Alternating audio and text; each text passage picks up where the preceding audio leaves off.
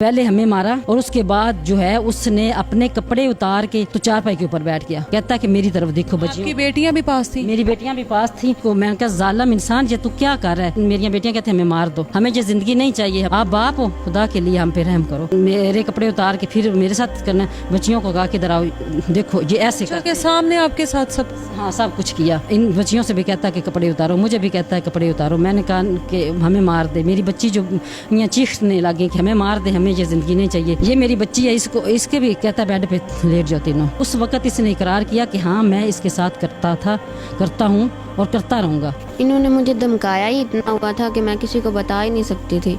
और इन्होंने ये कहा था कि जैसे तुम्हारी पुप्पो और आंटी को मारा इसी तरह मैं तुम्हारी मम्मा को मार दूंगा। और डर था कि कहीं मम्मा को कुछ कर ना दे।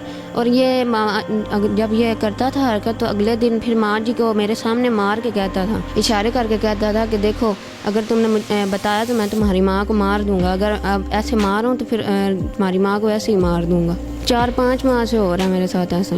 हम तो कहते हैं कि ऐसा बाप दुनिया में कभी किसी को मिले ही ना। अस्सलाम वालेकुम, आप देख रहे हैं लीडर टीवी और मैं हूं एनी फैसल। और मैं बहुत ही दुख के साथ कह रही हूं कि एक रिश्ता जिसके ऊपर हम लोग बहुत भरोसा करते हैं, बहुत मान करते हैं कि ये रिश्ता हम लोगों को तहफ़्फ़ुज़ देगा, हम लोग इस रिश्ते के पास महफूज हैं, जब वही रिश्ता आप लोगों की आस्तीन का सांप बन जाए तो इधर उधर के रिश्तों पर उम्मीदें लगाना, इधर उधर के रिश्तों पर भरोसा करना बिल्कुल एक फजूल सी चीज़ होती है। मैं आज इस फैमिली के साथ बैठी हूँ। 13 साल की तहरीम मेरे साथ मौजूद है और ये शिकार हुई अपने ही बाप की हैवानगी का, दरिंदगी का। ऐसी कौन सी हैवानियत होती है जो आप लोगों को रिश्तों की तमीज़ करना भी भुला देती है? क्या बाप का रिश्ता इतना कमज़ोर होता है कि उसके ऊपर शैतान और हैवानियत हावी हो जाए और वो ये भी ना देखे कि मेरे आगे मेरी बहन है, मेरी बेटी है, और वो अपनी दरिंदगी को ख़त्म करने के लिए, अपने हवस को ख़त्म करने के लिए अपनी ही बेटी को शिकार करके अपनी ही बेटी की ज़िंदगी ख़राब कर दे? ये हैं वो रिश्ते जिनके ऊपर हम लोग बहुत मान से कहते हैं कि ये हमारे बाबा हैं। अगर बाबा ऐसे होते हैं तो औलाद का यतीम होना बेहतर होता है। इनसे बात करते हैं और तहरीम की मदर भी हमारे साथ मौजूद हैं, वो भी बताएंगी कि ये सारा क्या मामला है। अस्सलाम वालेकुम। वालेकुम सलाम। आप भी मुझे ये बताएं, माशाल्लाह बेटी 13 साल की है, ये कब से होता रहा है और आपको कैसे पता चला है? ये मामला जो है ना, ये तकरीबन मेरी बच्ची कहती मामा 3-4 माह से ये इसी तरह मुझे बाबा जो थे ना अपनी हवस का निशाना बनाते थे। और फिर मुझे इस हद तक धमकाया हुआ था कि अगर तूने किसी को तक अपने फेस इंप्रेशन या किसी से बात शेयर की तो सबसे पहले मैंने तुम्हारी माँ को मारना है। वो क्या कि और उसके बाद तुम दोनों को मैंने वहाँ ले जाना है कि जहाँ तुम अपनों से कभी मिल ही ना सको। तो इस तरह जब मेरे सामने आना तो बच्ची ने परेशान होना और उसको मतलब इशारे से कुछ इस तरह उसने फिर वही, मैंने इससे पूछना तहरीम बेटे क्या है, क्यों इस तरह, लेकिन कहती माँ कुछ नहीं, वैसे मेरी तबीयत ख़राब है। आपके कितने बच्चे हैं? मेरी 2 बेटियाँ और 1 बेटा है। क्या दोनों बेटियों के साथ ये सब कुछ हुआ है?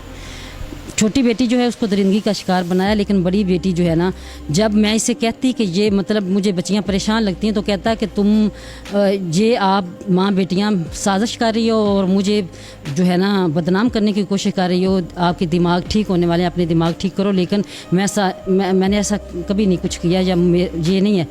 तो जब भी मुझे परेशानी इसके चेहरे से नज़र आती तो मैं उसे कहती तो, लेकिन वो हमें मारने लग जाता। मैंने सब कुछ बर्दाश्त किया, बहुत कुछ अपने बच्चों के लिए, अपने एक बीवी होने के नाते मैंने कहा जो ज़िंदगी में जो है चलो वो है, लेकिन मेरे बच्चों को, लेकिन आखिर वो मुझे मारता, उसके बाद वो अब बच्चियों को मारना शुरू हो गया, साथ साथ इनको भी मारता। हम कहते हैं इसके किरदार से कभी ऐसा नहीं लगा कि इसकी एक्टिविटीज़ इस तरह की हैं कि ये बाहर भी कुछ ऐसा करता होगा? वो खुद अपनी ज़बान से इकरार करता था कि मैंने किसी को आज तक नहीं छोड़ा, जो मेरे सामने आई है ना उसको अपनी दरिंदगी का मैंने निशाना बनाया। और घर में उसने ये जो था डेंटल डिपार्टमेंट का सिस्टम बनाया हुआ था और औरतें आती थी और उनमें से भी चंद औरतों को जिनके साथ कुछ जो समझ वाली होती थी या कुछ जो लोकल एरिया के लोग होते थे या जाहिल औरतें होती तो उनके साथ उनको मेडिसन दे के बेहोशी किस तरह करके वो उनको भी अपनी वहशत का निशाना बनाता था। वो इस तरह का दरिंदा था कि वो खुद अपनी ज़बान से कहता था कि मेरे सामने जो भी आई है मैंने उसे नहीं छोड़ा। ऐसे शोहर से जान क्यों नहीं छुड़वाई? जो एक शोहर के नाम पर, एक बाप के नाम पर दाग था, आपने क्यों नहीं उससे जान छुड़वाई? ये बाप के नाम दाग उसने कभी ये महसूस ही नहीं होने दिया, ना बच्ची को इस हद तक मैंने बच्ची से भी बहुत पूछा, मेरे बच्चे बाबा ने आपको डांटा है, कुछ किया नहीं मामा, बाबा ने कुछ नहीं कहा, ठीक है। लेकिन ये था कि इसने खुद, मैं दिन रात रब से रोती थी और दुआएं करती थी और मैं कहती या अल्लाह अगर ये बाप है या इसमें इंसानियत है तो या अल्लाह इसको और इंसान बना दे, अगर इसमें कोई किसी किस्म का बुरा फेल है या अल्लाह इसको खुद ही पकड़। आपको जब ये पता लगा आपने क्या तहरीम की बातों पर यकीन किया या आपने खुद भी देखा कि सब होते हुए? उसने खुद मेरी आंखों के सामने पहले हमें मारा, मेरी बड़ी बेटी को भी मारा, मुझे भी मारा, मुझे इतना ज़्यादा मारा, मेरी बेटी को मारा, उसका सर फट गया, इधर से भी उसका वो स्वेल हो गया और उसकी टांग पे भी चोट आ गई, इसका भी पाँव जो है वो भी इसका भी ख़राब हो गया, टूट गया। और मुझे भी इतना ज़्यादा मारा कि मेरा सर जो और उसके बाद मेरे ये सारा जिस्म काला स्या और सूज गया, इतना उसने मुझे मारा। और उसके बाद जो है उसने अपने कपड़े उतार के तो चारपाई के ऊपर बैठ गया, कहता है कि मेरी तरफ देखो बच्ची। आपकी बेटियां भी पास थी? मेरी बेटियां भी पास थी, तो सारा कुछ अंदर से ला कर के उसने फिर कहा कि मेरी तरफ देखो। तो मैंने कहा जालिम इंसान ये तू क्या कर रहा है? तो कहता है कि बस जो मैं कह रहा हूँ। फिर मेरी बेटियां कहते हैं हमें मार दो, हमें ये ज़िंदगी नहीं चाहिए, हमें ये क्या, हम खुदा के लिए बाप, आप बाप हो, खुदा के लिए हम पे रहम करो, ये क्या तुम्हारा रवैया है, ये क्या तरीका है, आप ये क्यों हमारे साथ इस तरह कर रहे हो? फिर इसने फिर मैंने भी बहुत फिर बार बार मुझे मारे और फिर यही तरीका इसने फिर मेरे कपड़े उतार के फिर मेरे साथ करना, बच्चियों को कहा कि इधर आओ देखो ये ऐसे के सामने आपके साथ सब? हाँ सब कुछ किया। फिर कमरे में ले गया, मैं कमरे में बंद करके लॉक कर दिया, फिर कमरे में बंद करके तो इन बच्चियों से भी कहता कि कपड़े उतारो, मुझे भी कहता है कपड़े उतारो। मैंने कहा कि हमें मार दे, मेरी बच्ची जो यहाँ चीखने लगी कि हमें मार दे, हमें ये ज़िंदगी नहीं चाहिए। वो कहता है कि बस जो जैसे मैं कह रहा हूँ वैसे करो, जो मैं कह रहा हूँ वैसे करो। आप मुझे इस बात पर उकसा रही हो कि मैं वो करूँ जो मैं नहीं करना। पता नहीं वो क्या बात थी जो वो नहीं था कर रहा। इस सामने बच्ची के साथ कुछ किया इसने? ये मेरी बच्ची है, इसके भी कहता है बेड पे लेट जाओ तीनों। तो बड़ी हम सब हमने कहा हमें मार दो, हमें नहीं ज़िंदगी चाहिए। फिर कहता है कि हाँ, उस वक़्त इसने इकरार किया कि हाँ मैं इसके साथ करता हूँ और करता रहूँगा, कि मैंने किया, ऐसे किया, इसको भी साथ लेटा लिया, इसको भी। तो और बड़ी बेटी को कहता है कि तू पीछे खड़ी हो जा, तो इसको भी साथ लिटा लिया और इसने ये मेरी आंखों के सामने इसने ये फिर हरकत की। तहरीम बेटा, आप मुझे ये बताओ, 2-3 महीने से अगर आपके साथ ये सब कुछ हो रहा था, आप में क्यों नहीं हिम्मत हुई अपनी माँ से ये बात शेयर करती? आप समझदार थी, आपने अपने लिए आवाज़ क्यों नहीं उठाई? इन्होंने मुझे धमकाया ही इतना हुआ था कि मैं किसी को बता ही नहीं सकती थी। और इन्होंने ये कहा था कि जैसे तुम्हारी पुप्पो और आंटी को मारा, इसी तरह मैं तुम्हारी मम्मा को मार दूंगा। इस वजह से मैंने नहीं बताया था और डर था कि कहीं मम्मा को कुछ कर ना दे। और ये जब ये करता था हरकत, तो अगले दिन फिर माँ जी को मेरे सामने मार के कहता था, इशारे करके कहता था कि देखो अगर तुमने मुझे बताया तो मैं तुम्हारी माँ को मार दूंगा, अगर अब ऐसे मारूं तो फिर तुम्हारी माँ को ऐसे ही मार दूंगा। तेरी में कब से हो रहा था आपके साथ? 4-5 माह से हो रहा है मेरे साथ ऐसा ही। आपकी मामा उस टाइम कहाँ होती थी जब ये सब कुछ होता था? कभी कभी तो ये मुझे किसी बहाने के लिए ऊपर बुला लेता था, जहाँ पे इसने अपना सारा डेंटल का काम किया हुआ था, किसी ना किसी बहाने से। तो फिर माँ जी नीचे होते तो फिर ऊपर ये ऐसी भगाती शुरू कर देता था। नहीं तो कभी नीचे जब माँ जी घर ना हो ना, हमसायों के पास अगर कोई चीज़ लेने जाएं खाने के लिए तो फिर ये ऐसी हरकत करता था। आपको कभी शर्मिंदगी नहीं महसूस हुई ऐसे बाप की बेटी होते हुए? हम तो कहते हैं कि ऐसा बाप दुनिया में कभी किसी को मिले ही ना हो। बच्ची का नाना भी हमारे साथ मौजूद है, इनसे भी बात करते हैं। अस्सलाम वालेकुम। अस्सलाम वालेकुम। वालेकुम सलाम।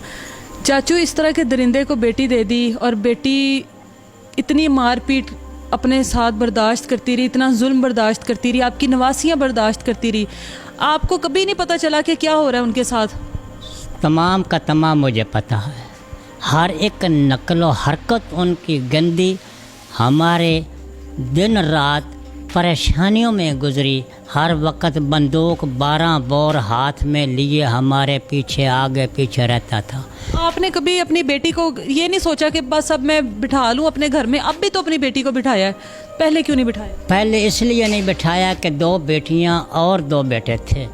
जो बड़ा बेटा था उसका मेरे दिल में ये ख्याल था कि बेटी सब्र से काम लें, जालिम मत्थे लग गया है, लिहाजा देखो बेटा में रल पिया मिल जाता है, खैर है कोई नहीं डर, अल्लाह ने साड़ियों मंगा जड़ियाँ ने 16 साल का बेटा था एक्सीडेंट के साथ चला गया। बाद में हर वक्त ही बंदूक के साथ इनको भी मारता और हमें भी बंदूक सामने रख कर मैं उड़ा दूँगा, मैं मार दूँगा।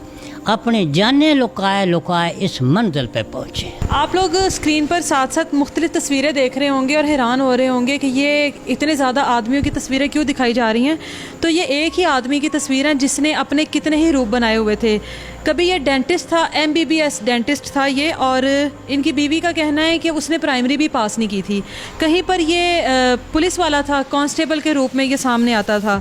कहीं पर ये पीर साहब थे और पीरी मुरीदी करते थे। आप ये साथ साथ तस्वीरें देखें और ये इनके कार्ड्स हैं, कितने कार्ड्स हैं इनके ये। और ये एक ही आदमी है जिसने इतने ज़्यादा रूप धारे हुए थे और किसी को कभी नहीं पता चला कि इस आदमी का असल रूप शैतानियत का था, हैवानियत का था, और उस रूप को छुपाने के लिए इसको कितने रूप बनाने पड़े। क्यों हम हर तरफ हमारे हैवानियत ही हैवानियत आ गई है, हमारे ऊपर हवस इतना शिकार, इतना सवार हो जाता है हमारे ऊपर हवस कि हम लोग ये भूल ही गया कि अपनी बेटी की ज़िंदगी तबाह कर दी, उसने बर्बाद कर दी अपनी बेटी की ज़िंदगी।